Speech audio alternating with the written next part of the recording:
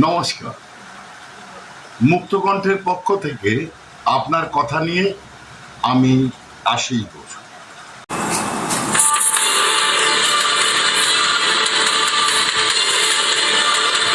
টাকা মাটি, সেই মাটি বিক্রি করে কোটি কোটি টাকার দুর্নীতির অভিযোগ।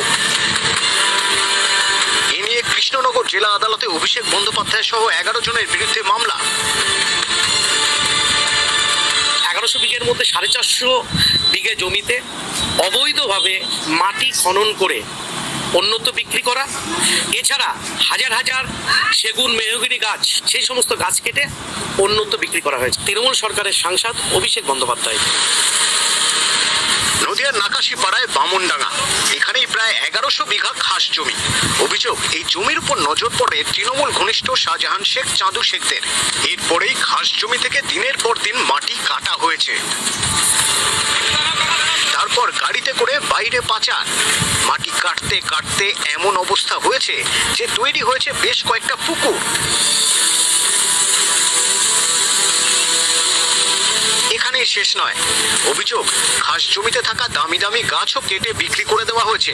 স্থানীয়দের দাবি, এ নিয়ে থানায় জানালেও কোনো কাজ হয়নি। দীর্ঘদিন ধরে এসিডব্লিউর যে কৈতানের যেই জায়গাটা ছিল বামনডাঙ্গা মোজার মধ্যে, সেই জায়গাটা সরকারি জায়গা। সেই জায়গাটার উপরে 10 জন ব্যক্তি এরা মাটি কেটে খনন করা হয়। 30 ফুট ডিপ করে মোটামুটি 450 বিঘা সেই জায়গা নষ্ট করে ফেলে। সরকারি জায়গা গাছ কেটে পুকুর করে, মানে সমুদ্র করে রেখে দিয়েছে। হাজার হাজার কোটি কোটি টাকার খেলা হয়েছে এখানে। এখন বর্তমানে আমরা কোর্টে এসে এই মামলা ফাইল করেছি।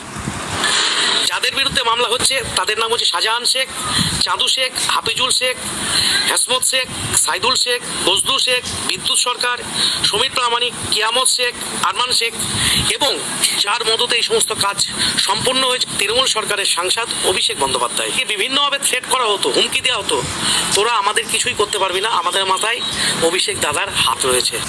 ফাটি কেটে আড্ডা গাছপালা, বড় বড় গাছ, বড় বড় জায়গা সব নষ্ট করে দিয়ে ওরা আত্মসাৎ করে শাহজাহানের লোক যত সব খুব অত্যাচার করেছে। আমরা অনেক অভিযোগ জানিয়েছি, আমাদের কথা শুনিনি অফিসাররা। শুধু নদিয়ার নাকাশিপাড়ায় নয়, এর আগে দক্ষিণ 24 পরগনার বিষ্ণুপুরে 300 বিঘার বেশি জমি থেকে মাটি কেটে বিক্রি, প্রায় 400 কোটি টাকার দুর্নীতির অভিযোগ ওঠে। অভিষেক বন্দ্যোপাধ্যায় এবং স্থানীয় তৃণমূল বিধায়ক দিলীপ মণ্ডলের বিরুদ্ধে থানায় নালিশ করেন বিজেপি নেতা। এই জেলার জোকাতেও 300 কোটি টাকার মাটি চুরির অভিযোগ ওঠে। ধ্বংস হবে, অভিষেককে শুধু খেলানো হচ্ছে। বিশ্বের ইতিহাসে যদি কোনো দূষিত রক্ত কারোর থাকতে হয় তো অভিষেক বন্দ্যোপাধ্যায়। ওর বাপ মা ঠিক আছে কি আমার সন্দেহ আছে। ওর ক্যামেরার সামনে বললাম, ওর কিছু করার থাকলে আমার উপর অ্যাকশন নিতে হবে। ওর বাপ মা ঠিক নেই, ওর কাটলে না ওর মনে রক্ত বার হবে না, ওর মনে অন্য কোনো রক্ত বার হবে। ও যেদিন জেলে যাবে, মরে যাবে, সেদিন বাংলার মাটি পবিত্র অর্জন করবে। মিথ্যার রানী, ভারতবর্ষের ইতিহাসে যদি একটা সম্বল থাকে মিথ্যার চুরি ছাড়া ওর কিছু নেই। টাকাগুলো তো ওর নিজের নয়, বা ওর ওই ফেরেববাজ ভাইপোর নয়। মানুষ ভালোবেসে পার্টিটাকে টাকা দিয়েছিল, সেইটা একটা ফান্ড তৈরি করেছে। ঋতব্রতর মতো এরা যখন দেখছে যে থাকবো না, কারণ অভিষেকের জন্য থাকবো। এবারে এরা সেখান থেকে চলে আসছে কেন? মমতা ব্যানার্জি যদি বলতো যে ভাইপো তুই সরে যা কিছুদিনের জন্য, কিন্তু ও তো ওকে বলবে না। এইটা হচ্ছে কি ভগবানের মান, যে ভগবান এইভাবেই কিন্তু একটা বংশকে নির্বংশ করেছে, সারা বিশ্বর ইতিহাস এটাই বলেছে। অর্থাৎ মমতা ব্যানার্জির দ্বারা ওই অভিষেক ধ্বংস হবে, এটাই। এবার ঋতুরা কি চাচ্ছে, এদের কিছু ছোটখাটো কিছু পাপ আছে, ছোটখাটো কিছু খারাপ কাজ আছে, সেইটা থেকে মুক্তি হওয়ার জন্য শুভেন্দু দাস শরণাপন্ন হয়েছে যে অন্তত কিছুটা তো ছাড় হবে। যেরকম ববির মতো লোক গেছে, হ্যাঁ, সারা জীবন ওখান থেকে করে খেয়েছে, সেও চলে আসছে।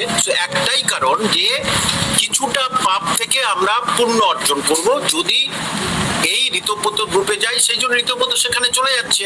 কারণ ঋতব্রত যাইব, ঋতব্রত আমার ব্যক্তিগত সম্পর্ক, মানে খুব ব্যক্তিগত সম্পর্ক। ঋতব্রতকে আমি বলবো যে তুমি এই জোড়া ফুল প্রতীক নেবে না, নিলে যেটুকু ভোট আসতো ভোটটাই আর থাকবে না তোমার। তাহলে জোড়া। দক্ষিণ 24 পরগনা ক্যানিংয়ে স্কুলের পুকুর বুজিয়ে সেখানে দোকানপাট তৈরি করেছিল। দেখুন হাল।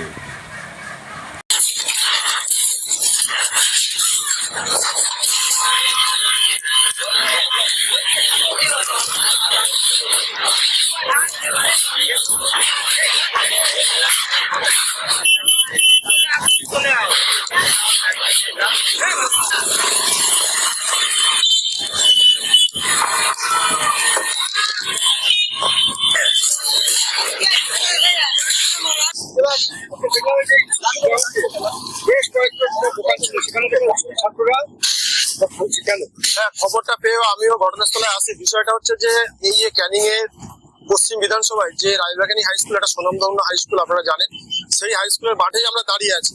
আর তার ঠিক মাঠের শেষ প্রান্তে একটা পুকুর ছিল। সেই পুকুরটাকে পরেশরাম দাস আর তার সহযোগিতায় তৃণমূলের যে সমস্ত দুষ্কৃতি ছিল, এখানে জয়ন্ত গুরু থেকে শুরু করে বাবলু লস্কর থেকে শুরু করে উদয় নাইয়া, তার বহু পঞ্চায়েতের মেম্বার, আকাশ নন্দী, দোলো, এরা বেশ আরো কিছু নাম আমি সবার বলছি না, আলাদা আলাদা করে, সৌভিক হালদার মেম্বার, এরা এই জায়গাটায় মাটি ফেলে, পুকুরটাতে ভরাট করে।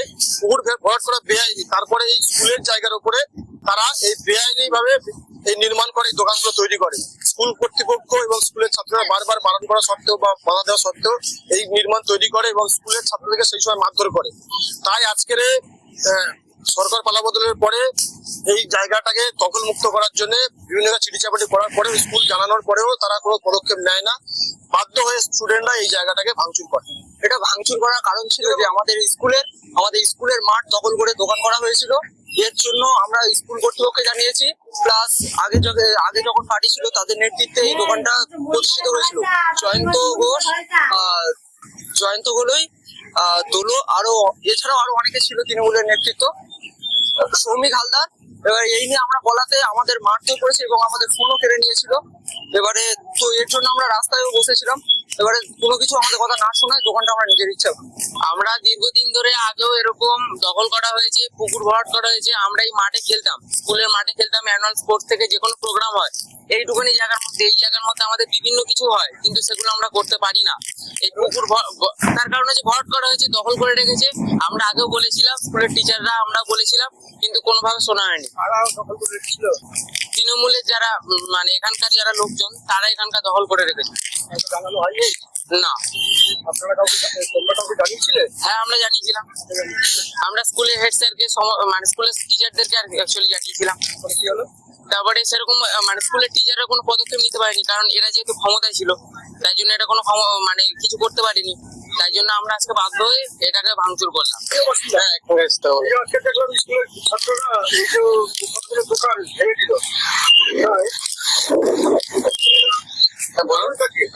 কারণটা এটা স্কুলের পুকুর ছিল, তোলামূলের হারমাত বাহিনীরা ওই পুকুরটাকে ভরাট করে ওখানে কিছু মালপত্র রাখতে রাখতে ওরা ওটা দখল করে। স্কুলের ছাত্রছাত্রীরা প্রতিবাদ করলে তাদেরকে এবং মাস্টাররা ওরা করেছিলেন, থানা পুলিশ করেছিলেন।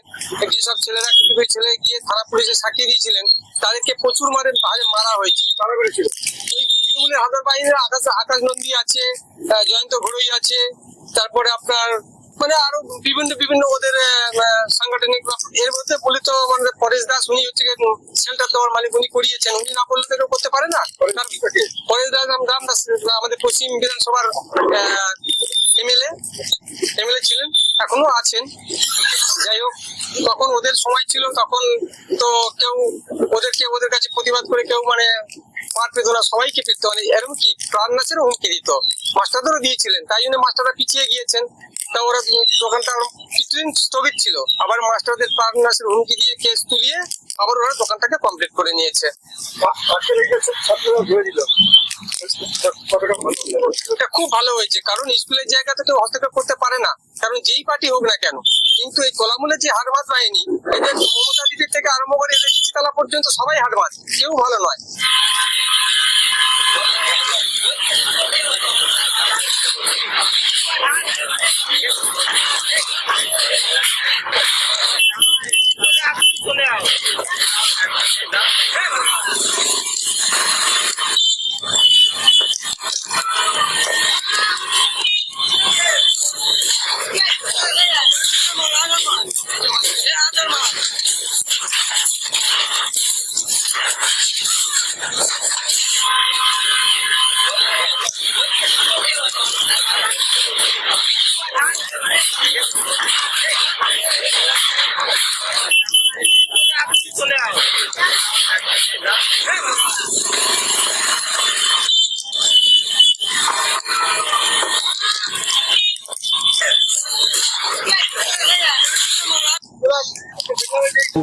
আজকে দেখুন অভিষেক বন্দ্যোপাধ্যায় পরিকল্পনা করে মাটি, কয়লা, গরু, ছাগল, ইট, কাঠ, বালি, পাথর কিছু বাদ দেয়নি, সব করেছে চুরি।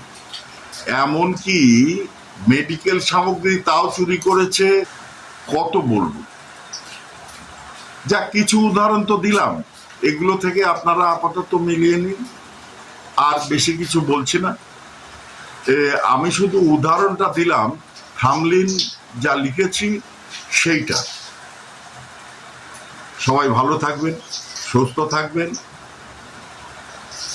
সম্ভব হলে আমার চ্যানেলটাকে একটা ছোট্ট সাবস্ক্রাইব করবেন, লাইক এবং কমেন্ট করবেন, এটা আমি করজোড়ে অনুরোধ করছি।